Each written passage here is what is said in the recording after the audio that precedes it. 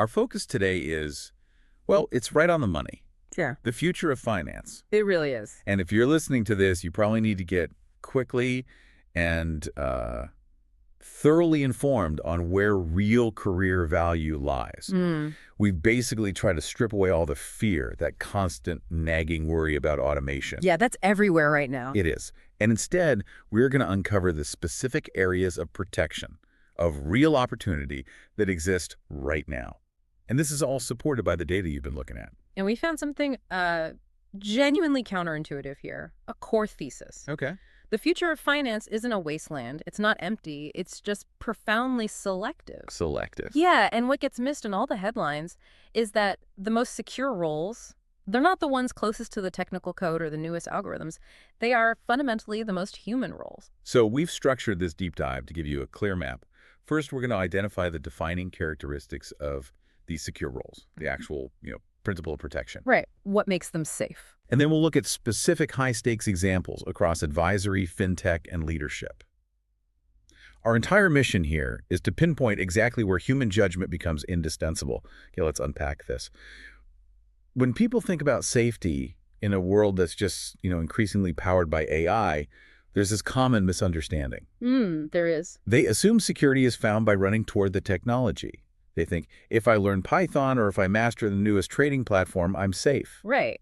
But that mindset is an illusion. We have to strip that away right now. The sources are so clear on this. The actual source of security is that protected roles sit above technology. Well, bet not in it. Exactly. Think of it like a pilot. A pilot uses the autopilot. They monitor all the systems. They leverage massive amounts of data to inform a choice. Yeah. But they absolutely do not surrender that critical judgment to the system itself. They're defined by the judgment they apply, not the systems they operate. And this principle of sitting above, it leads to 4 defining characteristics, 4 firewalls, really, that identify where human value remains absolutely indispensable. That's a good way to put it. These are the points where the machine just has to stop logically and the person has to step in. Precisely. First, these are the spaces where prediction breaks down. Okay, what do you mean by that? I don't mean the predictable market cycles. I mean the truly unpredictable things. Geopolitical black swans, sudden human crises that no historical data set can ever truly model. And the second point. Second, there are roles where rules are not enough. This means interpretation is needed. Right. Because regulatory frameworks, business ethics, complex tax laws, they're often too nuanced or ambiguous to just encode into a binary system. A machine can apply a rule, but it can't interpret the intention behind it. Let's dig into that one. What does it look like in practice when a rule isn't enough? For someone listening, how do they spot that opportunity? Well, it might be a compliance professional dealing with a new international tax treaty that has conflicting clauses. Okay. Or a regulator trying to apply an old market manipulation law to some new DeFi structure.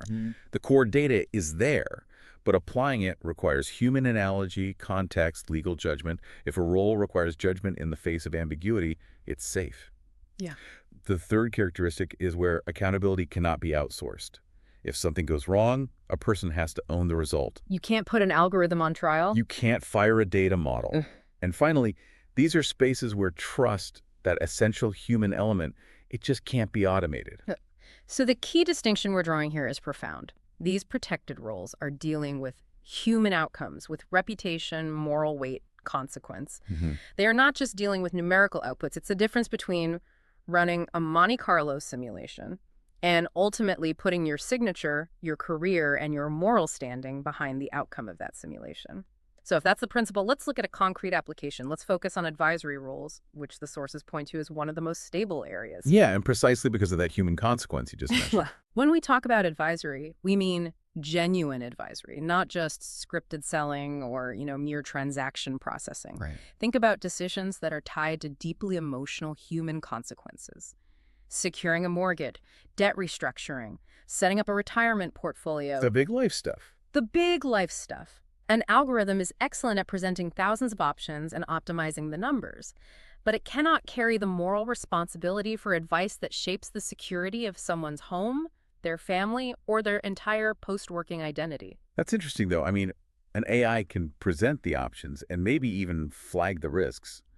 For the listener, why can't an automated system simply present the optimized choice and then just tack on a robust legal disclaimer. Because the protection for the advisor isn't based on optimization, it's rooted in regulated responsibility. Ah, And the need for human consequence, the law, and just as importantly, the client psychology, they demand a trusted professional to carry that burden. Software cannot sit across the table from a client dealing with fear or family pressure or a life-changing consequence and absorb that emotional reality. so the advice has to be given by someone who can be held accountable professionally and morally. That's it. So the crucial nuance here is that if you are an advisory, this protection is, well, it's entirely conditional. Absolutely.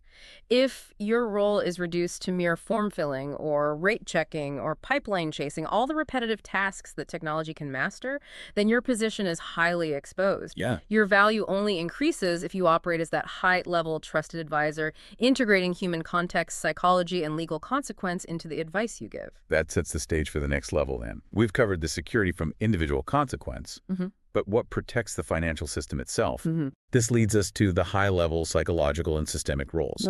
If automation is handling the arithmetic, what does this all mean for market stability, for technology design? So what does this all mean for the big picture? This brings us back to the financial advisor, but in a completely different light. Their role as a behavioral stabilizer. A behavioral stabilizer. Yeah. Markets can be modeled, portfolios can be optimized, risks can be calculated, but fear, regret, and uncertainty, you can't automate those away. A chatbot can't reason you out of them. Right. So when markets experience chaos, a flash crash, a recession, some sudden crisis, clients panic.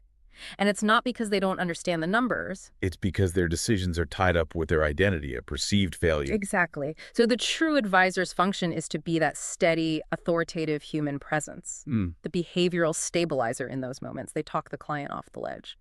And that stabilizing psychological function, it becomes exponentially more valuable as markets get faster and more volatile. It does. Now, if you work in fintech, you might think you're safe just because you're close to the action, but as we establish, that safety is powerful but conditional.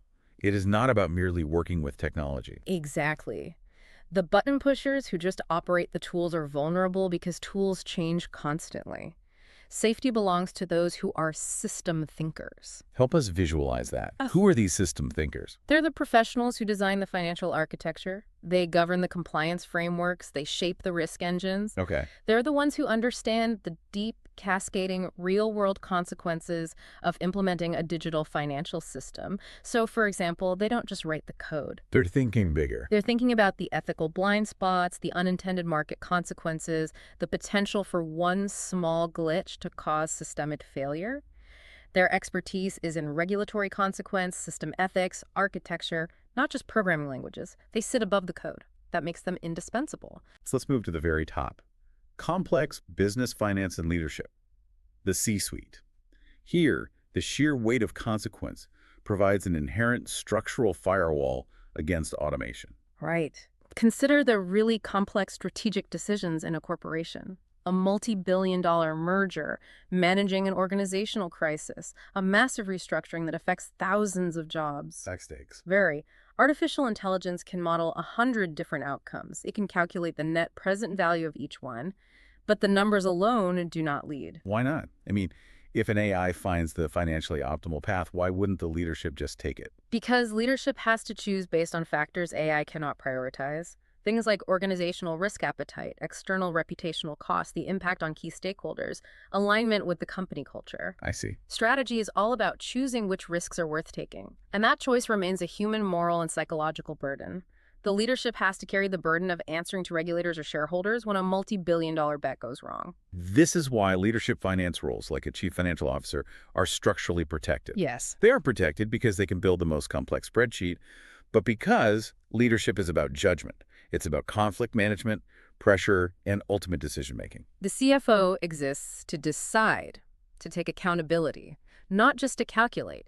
AI will amplify their insight, but it will never, ever replace that singular accountability. Right. And this structural protection extends into two other high-level functions: regulation and forensic finance. Okay. Look at regulation.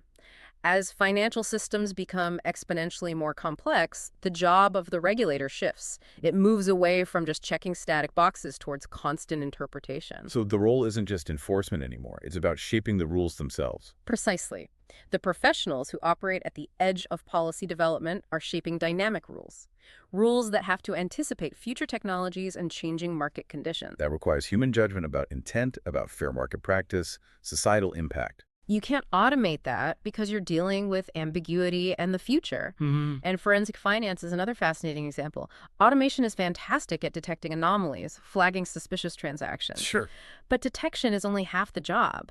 The core human component is needed to interpret intent, motive, and responsibility. Because simply flagging a transaction as unusual doesn't tell you if it was an accounting error or a deliberate act of fraud. Exactly right.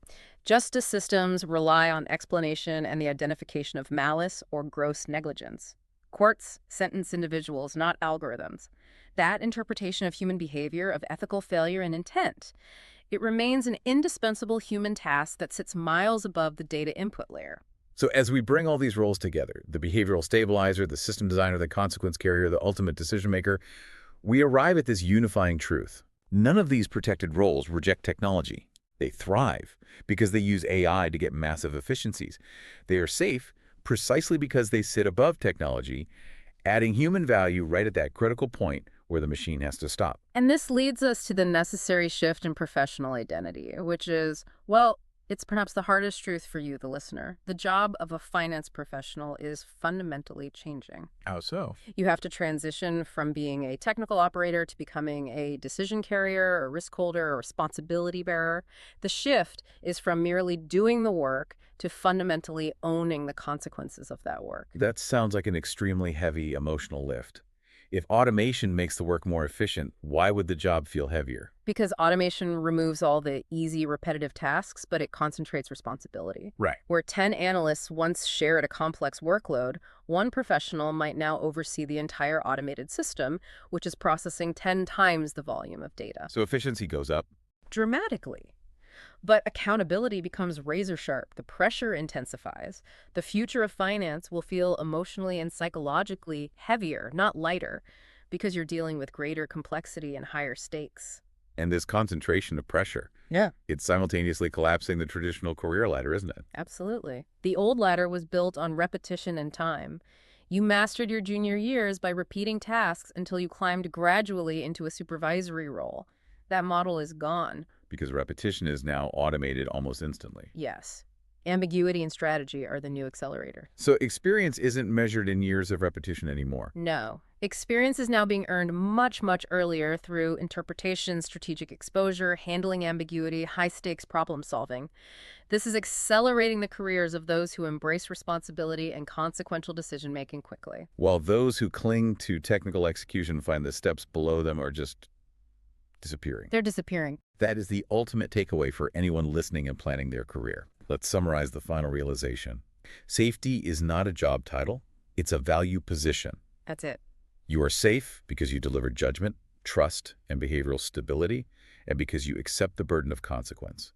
Safety is measured by how irreplaceable your contribution is to human outcomes. And this leads us to the two revealing questions we want to leave you with.